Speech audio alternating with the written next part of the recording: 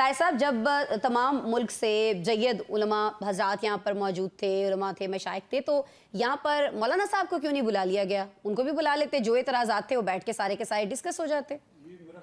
एक तो ये है कि जो उलमा और मशाइख के सरकारी एक फोरम है, ये अंग्रेज़ दौर से फतवे लेके आखिरी जनरल मुशर्रफ दौर तक वो दस्तयाब चीज़ें इनके पास होती हैं। हाँ। और वो मीडिया को भी रिलीज़ हो जाती हैं। लेकिन सवाल ये है कि कानून साजी जो है जब इतने अहम मामले पे हो रही है तो पाकिस्तान की हर काबिल ज़िक्र मजहबी जमात सेनेट और कौमी असम्बली में रखती है। उनका पार्टी का मौक़िफ़ पार्टी के नुमाइंदों ने हाईलाइट किया। अब जो कानून साजी है वो इसी पे हम जैसे लोगों को एतराज़ था कि कानून साजी कंसेंसस का नाम है, कानून साजी में डिबेट होना चाहिए और जिस सेगमेंट ऑफ सोसाइटी के बारे में हो रहा है वो स्टेक होल्डर होते हैं। आप अमेरिका बरतानिया में प्रैक्टिस देखें, यहाँ पे व्हाट्सएप पे एन लम्हे पे मिलते हैं, वज़ीर आज़म भी कहते हैं मुझे तो पता ही नहीं क्या वो बिल है, और इसी तरह उसके बगल के नीचे पुरस्कार तरीके से कानून साजी कराने का नतीजा है। अगर ये मामला खुल गया है तो जो दूसरी कानून साजी हुई है मंजूर, जिस पे हुकूमत बड़ी खुशी का इजहार कर रही, उसमें कितने तजादात होंगे। तो इसी तरह कमेटीज़ में पहले जाता है मामला, कमेटीज़ के अंदर थोरो डिस्कशन होती, हर चीज़ को बिल्डोज और बाईपास करके अब पुरस्कार मैनर से जब करेंगे। हाँ। जहाँ तक ये बात है, दुरुस्त कहा कि तालीम जी सूबाई महकमा है, तो HEC के हिसाब से सूबाई जो यूनिवर्सिटी हैं उनका क्राइटेरिया बना रही है, तालीम सूबाई है। ये बातें टीवी स्क्रीन पे और होती हैं, मैं यूनिवर्सिटी में बैठा हूँ। इस वक्त इशारा एक हुआ है कि ये बिल रोकना है।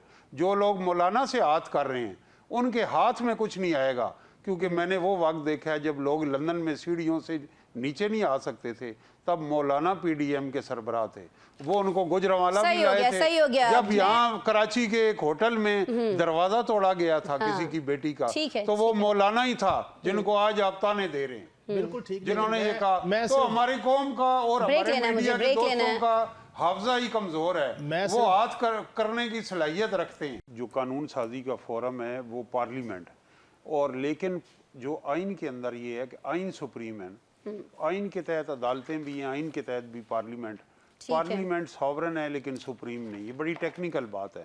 तो पार्लियामेंट की बनाई बहुत सारी कानून साजी जो है वो सुप्रीम कोर्ट ने उसको आइन से मुतसादिम करार दे दी। तो क्योंकि हम यहाँ हमारे पैनलिस्ट में कोई भी लीगल एक्सपर्ट नहीं है, तो जो कानूनी शगाफी होती हैं, तो बाकी ये कि हमने ये देखा है कि जो कवानीन हैं वो हर हुकूमत में बदल जाते हैं। तो ये इसकी वजह से भी हमारा जमहूरी कानूनी जो तसलसल है वो आगे नहीं बढ़ता, और कॉन्सेंसस माशरे की राइट पाथ पे अब कैसे होते हैं। हाँ। आप एक दफ़ा तमाम जो क्वेश्चन हैं उन्हें सेटल कर लेते हैं, इंडिया में हुआ, बरतानिया में हुआ, अमेरिका में हुआ, ऑस्ट्रेलिया में हुआ, और फिर उस ट्रैक पे पटड़ी पे फिर ट्रेन चलती, ना ट्रैक तय हो सका, न हम इधर भटक रहे हैं उधर भटक रहे हैं।